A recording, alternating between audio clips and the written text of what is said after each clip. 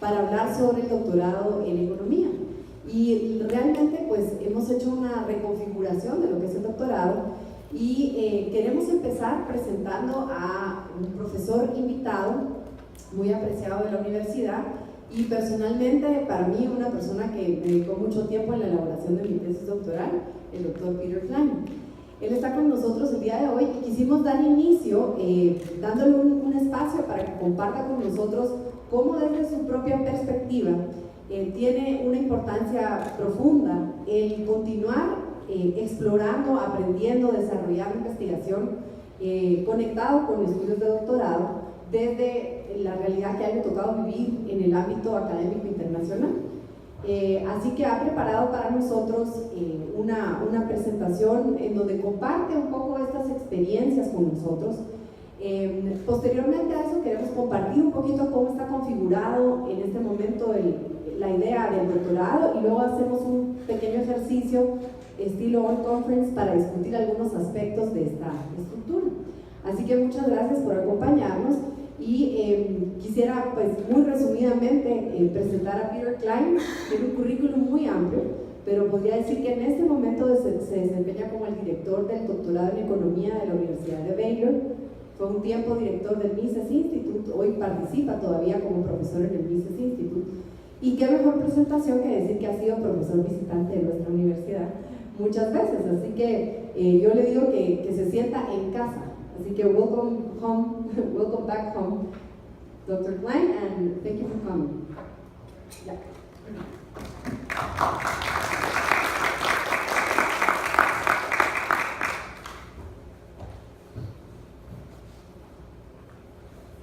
Thank you, Monica, and thanks to all of you for coming to this event. It's a pleasure for me to speak to you a little bit about doctoral education in general, and also about the specific opportunities for doctoral education here at UFM. I do consider UFM to be a second home or a third home, and look forward to opportunities to work with the graduate program in the future as you develop it. Of course, I'm going to give just a few brief remarks in English. I hope that most of our time can be for discussion, Q&A, but I thought I'd just throw out a few ideas to sort of stimulate your thinking. Now, I see many friends in the audience who already have PhD degrees. Maybe you would like a second one, or a third. One can never have too many. But so those of you who maybe are considering pursuing your education, looking at doctoral studies, may find, we'll get some food for thought and a little bit of encouragement about why you should consider doing this. But I really also want to talk kind of at the institution level of why I think it's a good thing for UFM to get into doctoral education in economics, because of the particular emphasis and orientation of the school, its history and reputation and so forth. It might, the question, if I ask you why does doctoral education matter? Why is advanced research important? Why are universities, research universities with their cutting edge programs, their faculty doing research on the frontiers of academic disciplines? If I say, why is this important? You might think, well, isn't it obvious that a society needs science and top scientists? But if you've been paying much attention to what's going on in higher ed in the last few years, particularly in the United States, you might be a little bit less certain. So in the last 6 months, there were some very interesting developments at several US universities, including the University of Missouri, where I taught for 13 years before going to Baylor University this last year. There was an infamous episode with this lady. Her name is Melissa Click. She is, as of last week, a former faculty member at the University of Missouri, who during a student protest, you may have heard of the Black Lives Matter movement that started in Ferguson, Missouri, with complaint about police misconduct, then spread to a number of other settings, including universities.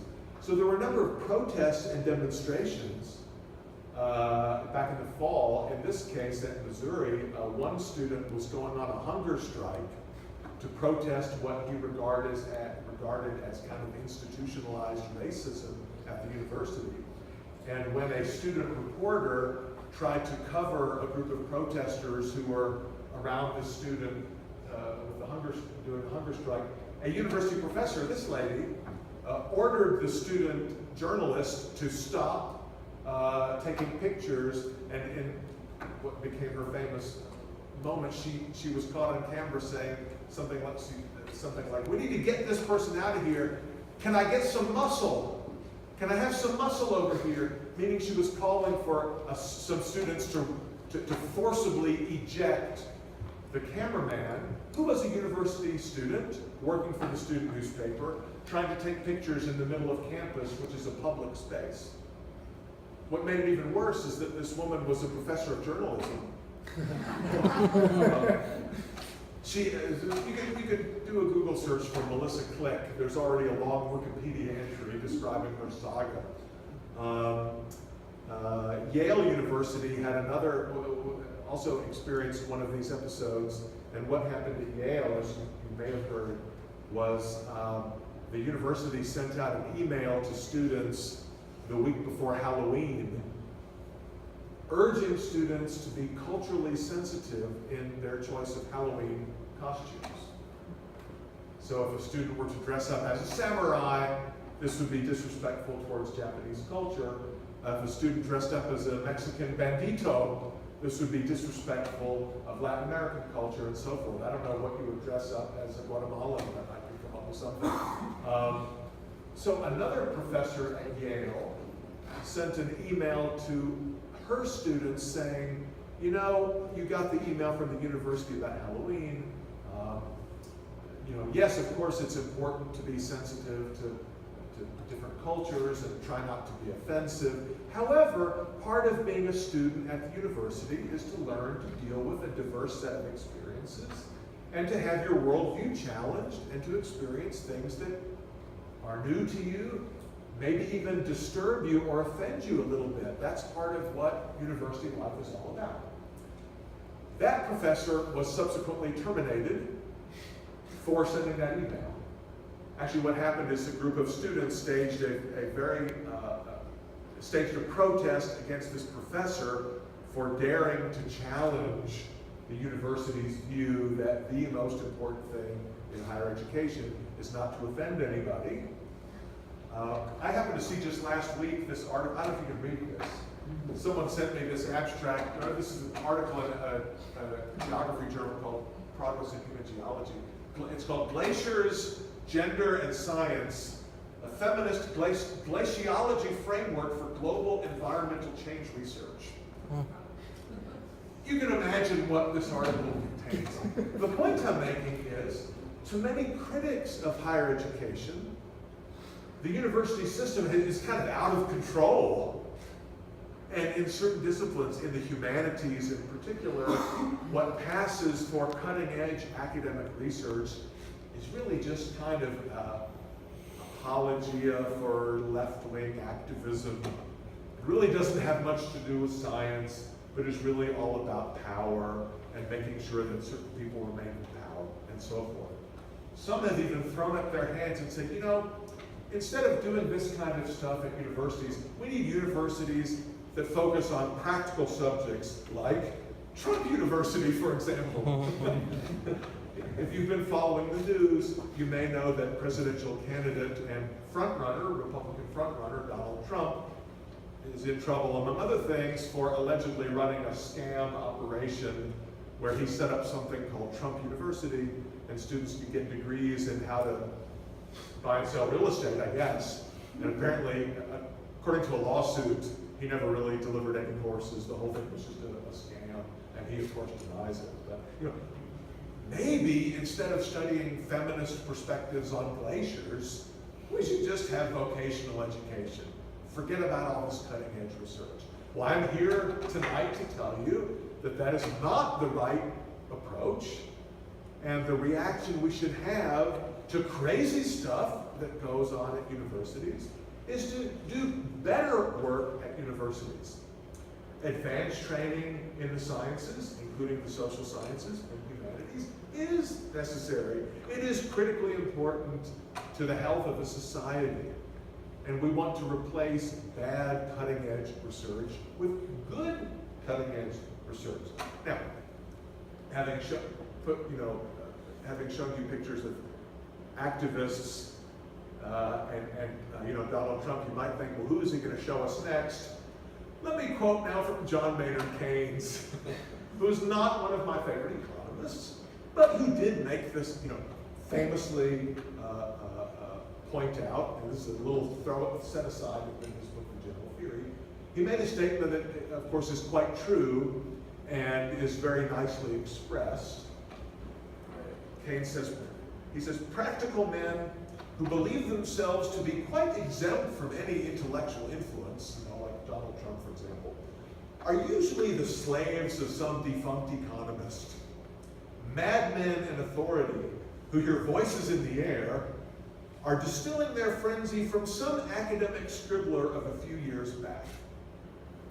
And what Keynes meant is even people who consider themselves to be completely immune from what professors do, who don't keep up with the academic literature, who don't follow current debates and controversies on campuses, actually are influenced by academic research in ways that they don't even understand. That what many people today in Guatemala, in the US, in Europe, in China, take to be the conventional wisdom.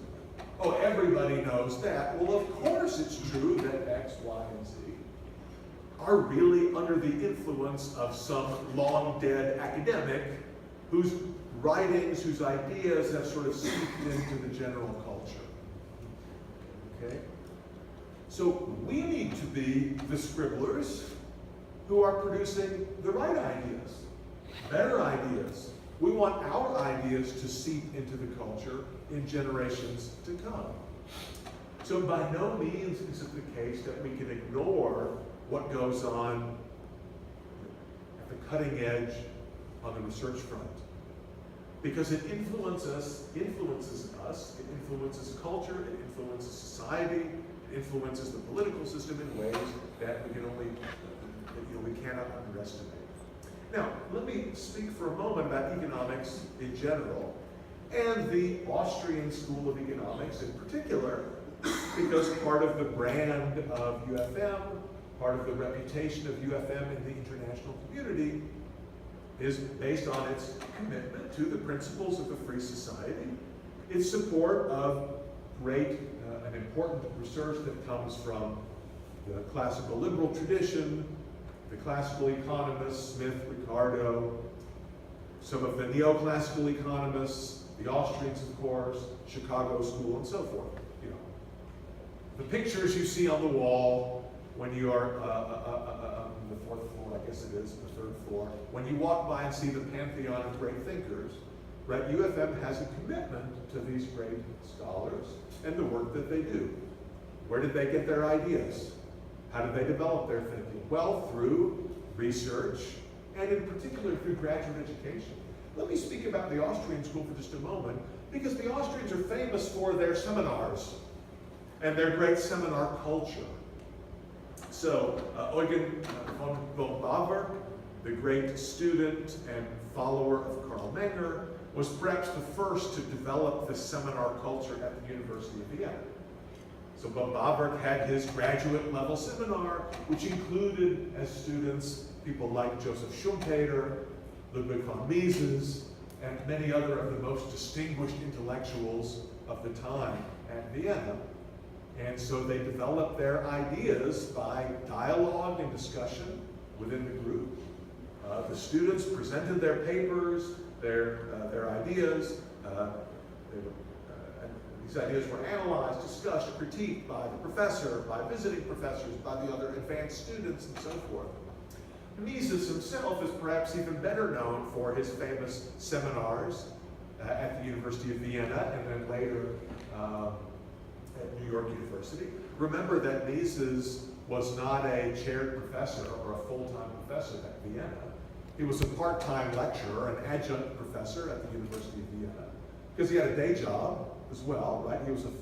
His full-time job was as the staff economist for the Vienna Chamber of Commerce, right? Which I don't know how it is in Guatemala, but in U.S., a city chamber of commerce is a private sort of businessman's organization trying to promote trade and so forth. But Vienna, the Chamber of Commerce was a government agency, sort of a regulatory agency in charge of microeconomic issues, some tax and regulatory issues, and what we would now call industrial organization. And Mises was the chief economist for the Chamber of Commerce. But he had a private seminar in his office in the evenings, on his own time, where the best and brightest young students at the University of Vienna would come to learn from Mises and to learn from each other. And of course, you know many of their names. F.A. Hayek was a student in Mises' seminar. Gottfried Haberler, Fritz Machlup, Rosenstein Rodan, a whole host of very famous students, visitors like Lionel Robbins would come to participate in these discussions as well. So a lot of the Austrian economics of Hayek's day and in Hayek's generation came out of the Mises seminar. It was the training that these bright young academics, doctoral students, and young professors who had already received their doctorates, it was the training they got in these seminars that prepared them to make their own intellectual contributions. Mises, of course, had a seminar at NYU after he came to the US in the late 1940s, and his students at his advanced seminar at NYU included Kerzner, Rothbard, Henry Hazlitt was a frequent visitor, Ayn Rand used to show up from time to time. So this advanced theory, this advanced seminar culture where theory was developed was a strong part of their tradition. Maybe there is room for developing that kind of a culture at a place like U of M. In fact, I think there's some good reasons why we would want to do this. Just a remark or two about doctoral education in general, right? I mean, why is it a good thing to have PhD programs? What are the advantages? What are the gains from doctoral training? Well, I mean, for the institution, for the school, there are many, many benefits of having a strong doctoral program, right? The most important of which, of course, is advancing the science, right? Advancing the frontier in economics or philosophy or whatever the subject might be. What most doctoral programs do in most universities around the world, of course, is train not only scholars, but train teachers. So training the next generation of teachers in Guatemala, in Latin America, and around the world, that could be an important function of a U of M PhD program. And knowing, as I do, that U of M has a strong emphasis on teaching, as well as research and writing, in your undergraduate and master's programs, I have little doubt that a U of M PhD program will train its participants not only how to do great scholarship, but also how to be great teachers, and to be public intellectuals who can do outreach and education to the public at large. I remember a colleague at a university I will not name, you probably know the colleague too, who was a young professor struggling to get published in journals and to get tenure and so forth at a certain university. And he was able to publish an essay in the Wall Street Journal, which was a great piece, and of course was read, I'm sure, by many times more people than had read all of this person's academic articles put together. But I remember this person telling me that the senior faculty in his department told him, I can't believe you published a Wall Street Journal piece. Now you have no hope of getting tenure here. Because a serious scholar would not write in the Wall Street Journal. I mean, come on. Do you imagine the absurdity of this, right? I mean, of course, if all he ever did was write for the Wall Street Journal, yeah, I can see that would be a problem. But this person was producing good research articles in academic journals and also communicating to the general public and having much more influence in the latter. This was considered a negative by his colleagues. But in the culture that you and I are a part of, these are complements, not substitutes. right? So we want to train students to be great scholars, but also to be great teachers and to do some public outreach. But also for the school, for UFM, having a strong PhD program also makes UFM a better school, because you can hire better professors, you can get better visitors, you can attract the best students when you have a vibrant research culture to go along with strong undergraduate programs, master's programs, and so forth, right? Academics want to go to places. They want to go as visitors or as permanent staff. They want to be in an environment that emphasizes scholarship. And doctoral education is a great way to do that. I've had the privilege of teaching many doctoral courses and training doctoral students. And really, the best way for me to keep up with the latest developments in specialized fields is by working with doctoral students who are writing dissertations in those fields. I would not go to the extreme of a friend of mine I saw at a conference last week who was probably in his early 60s, who told me, he said, I don't have time to read anything. He said, I don't have time to read the journals. The only way I know what's going on in my field is what I learned from talking to PhD students who are writing dissertations in the field. Yeah, I'm not quite at that level, I'm not quite at that point, but I'm getting older, I'm not read anymore. And I do find it difficult to keep up with the literature. I love being around doctoral students because of their energy and their enthusiasm and their expertise and their dedication to specialized topics where they know much more than I will ever know. Of course, there are benefits to individuals participating in doctoral programs as well. Gaining knowledge, personal satisfaction, intellectual fulfillment, let's not discount that. Right? Many people pursue a PhD because they just want to know. They want to understand. They have, there's some issue or phenomenon, they think about it a lot, and they don't know the answer. They don't know how to solve the problem, and it's like a stone in the shoe. You can't get it out. And the only way to be satisfied is to really study in depth and learn the answers to these burning questions. But of course, there's also a certification aspect. If you want to be a professor at a university, of course, it's not required to have a PhD degree in many parts of the world, but it helps. To be able to participate in some other research activities, to be able to participate in symposia and conferences, to have people take your work seriously, it helps to have a PhD as a credential.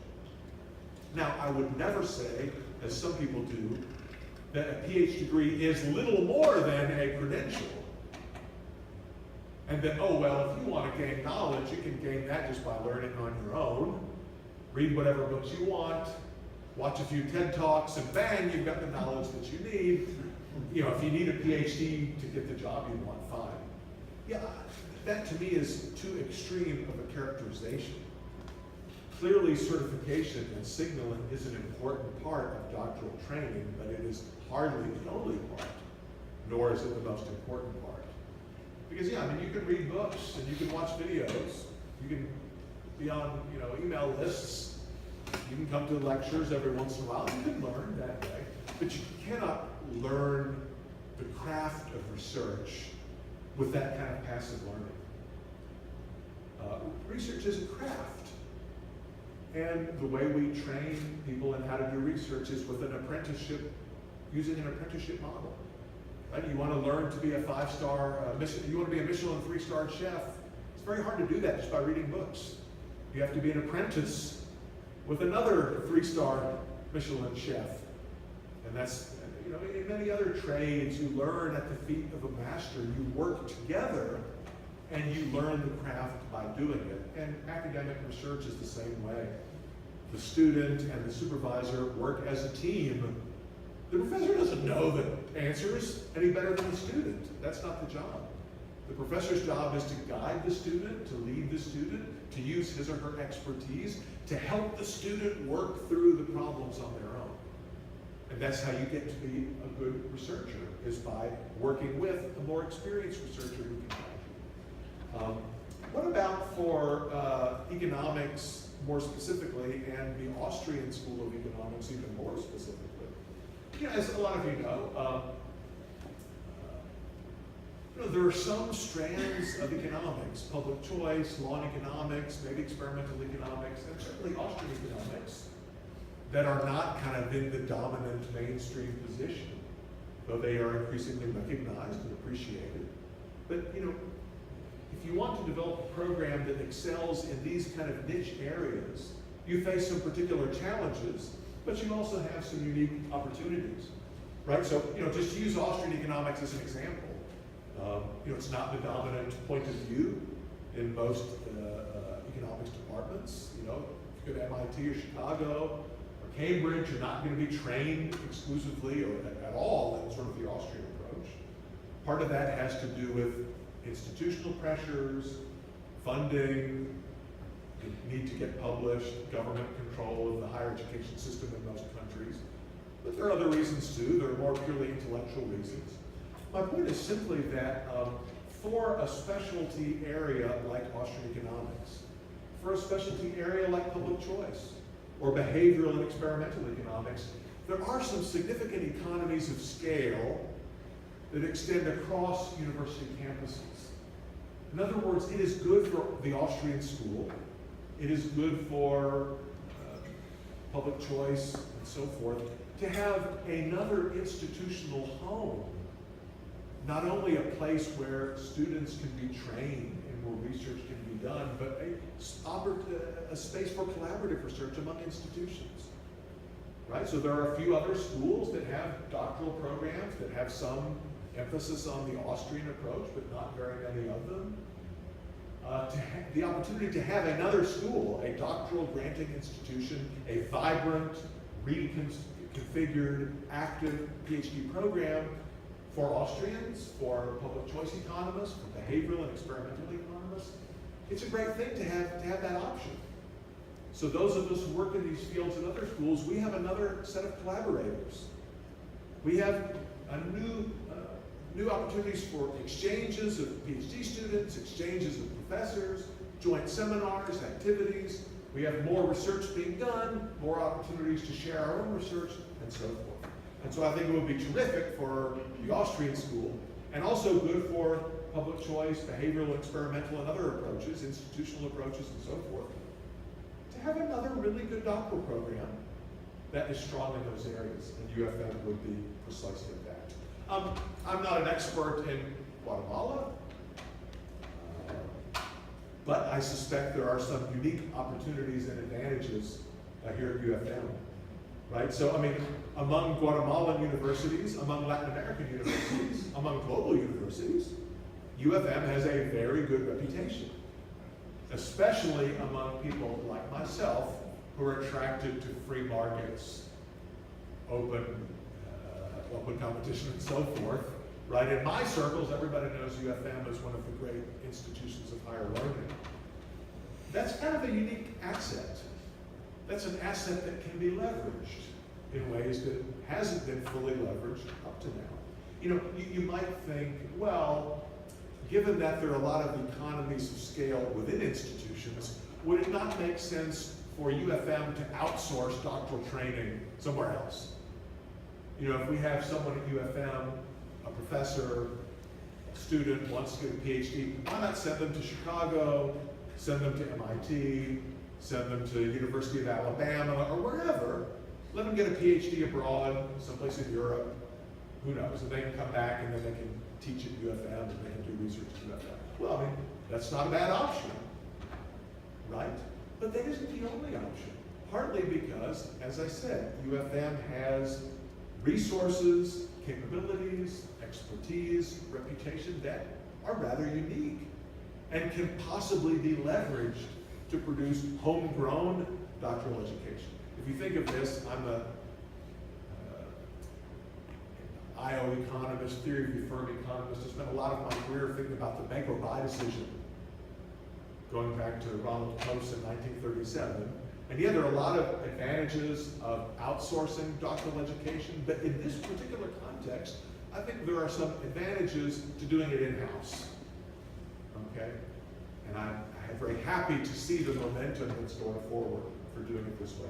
Finally, I'm giving this a lot of thought, but you know, your neighbor to the south and west, in Chile, right? Chile, of course, had this famous experiment in the 1940s and 1950s of sending its top young economists to train with Milton Friedman and Arnold Harburger at the University of Chicago. And of course, they came to be known as the Chicago Boys. You all know who the Chicago Boys are, right? These Chilean economists who were trained at Chicago, were sort of devotees of Friedman and Harburger, and in the Pinochet regime, right, they instituted some policies that are probably responsible for Chile's rapid economic growth in the last part of the 20th century.